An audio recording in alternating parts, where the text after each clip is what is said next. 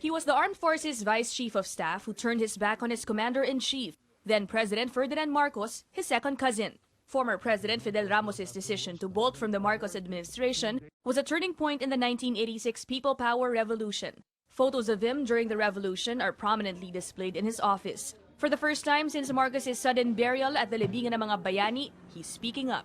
I felt very bad, especially for the veterans, as well as a lot of the members of the Armed Forces of the Philippines. Ramos slammed what he referred to as connivance among the Marcoses and police and military officials who planned the burial. Those military, police, and other uniformed personnel involved must be investigated and, if necessary, booted out of the service because they were disloyal to the service for failing to inform their immediate commanding officers. When he was president, Ramos had an executive agreement with the Marcos family about their patriarch's burial.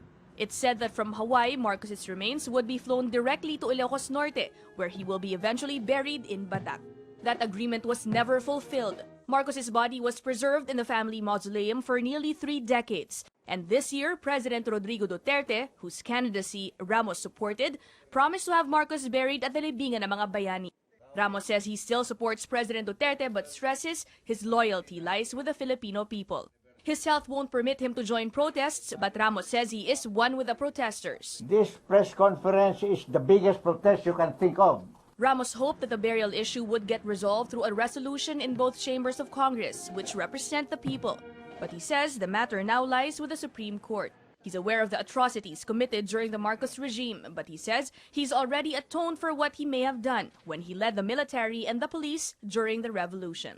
He's waiting for the Marcoses to do something similar. He wants an apology from the head of the family, Imelda Marcos, and for the family wealth to be used for humanitarian purposes and as payment to martial law victims. Ina Andolong, CNN Philippines.